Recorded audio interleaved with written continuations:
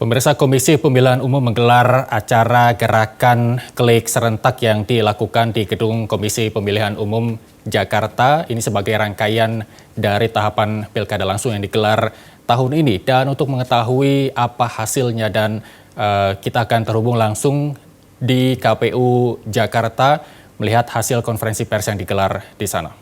Aspek pengawasannya ya, seperti itu. Dan kami setelah PKPU 6 ini ya dalam waktu dekat selain akan melakukan perubahan terhadap PKPU kampanye ya, terutama memberikan stressing pengaturan kampanye di media daring atau media sosial, kami juga sedang mempersiapkan peraturan KPU ya soal pengaturan bagaimana teknis kampanye di era pandemi ini ya, khususnya sebagai tindak lanjut dari hal-hal yang memang perlu diatur secara lebih detail dari akibat ditetapkannya PKPU 6 ini. Jadi tentu ya pada saatnya kalau ini sudah selesai kami akan segera sampaikan.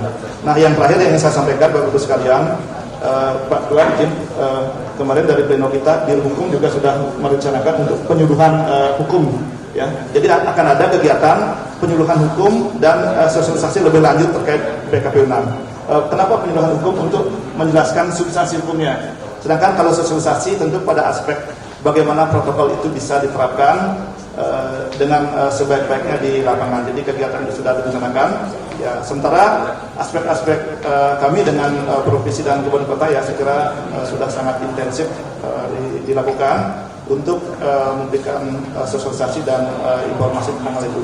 Dan besok ya kami akan melakukan rakor dengan provinsi Indonesia terkait dengan pendaftaran pemantau ya.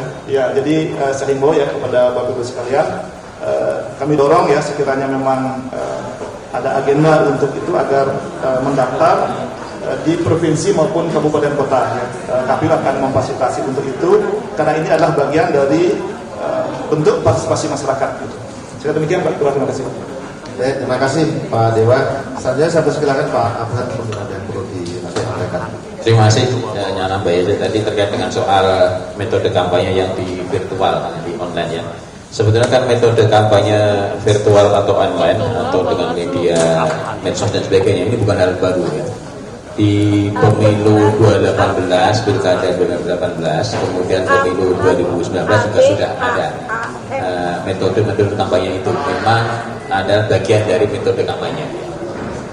Kalau kita melihat pada PKPU 6 2020 memang metode kampanye yang dalam artian konvensional masih dilakukan membuka ruang ada metode dengan metode online atau virtual atau daring. Saya kira memang ini di PKPU 6 belum mendetail mengenai bagaimana mekanisme metode kampanye yang melalui daring. Tadi kalau Pak Arief sampaikan nanti akan ada revisi PKPU kampanye, ya kita sama-sama tunggu nanti seperti apa metode yang online ini. Tentunya kami juga Bawaslu berharap nanti seandainya memang metode online ini mayoritasnya akan dilaksanakan ya, tentu kami juga harus bagaimana pengawasan bisa memberikan harus mendapat akses untuk bisa masuk dalam kampanye-kampanye online itu. Karena kalau kami bisa tidak bisa masuk, tentu tidak bisa mengawasi substansi isi-isi daripada kampanye itu ya. Karena kita juga belum tahu batasannya seperti apa dan sebagainya. Jadi sekali lagi kalau mengacu pada PKPU 6 2020 ya, selain metode konvensional juga ada online. Artinya online bukan satu-satunya ya.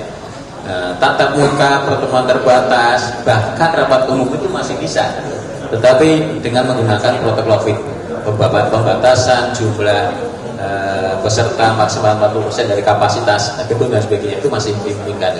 Saya kira itu, terima kasih. Baik, terima kasih Pak Abhan. Ada tambahan mungkin dari Pak Sajat. Terima kasih Pak Arief.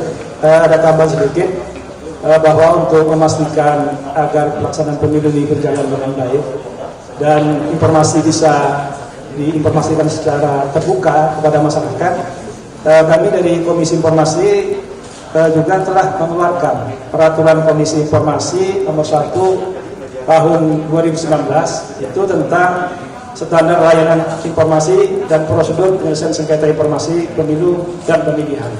Jadi apabila dalam pelaksanaan pemilu ini ada hal-hal yang dikira janggal oleh masyarakat, maka masyarakat bisa mendapatkan informasinya melalui sidang sengketa informasi di Komisi Informasi. Saya pikir Komisi Informasi ingin memastikan bahwa informasi terkait dengan pemilu ini bisa disampaikan dengan baik oleh penyelenggara pemilu, terutama KPU atau Bawaslu. Saya pikir demikian tambahan dari saya. Terima kasih. Baik, terima kasih Mas Sahyan. Pak Bima, cukup ya. Baik, baik teman-teman sekalian, terima kasih atas kesediaannya bersama kita sampai dengan selesai. Mohon KPU bisa disupport, bisa didukung agar penyampaian informasi kepada masyarakat bisa terus sampaikan dengan baik. Terima kasih. Billahi taufiq wal hidayah. Assalamualaikum warahmatullahi wabarakatuh. Ya, pemirsa, itu tadi konferensi pers yang digelar oleh KPU terkait juga dengan gerakan klik serentak yang digelar mulai hari ini.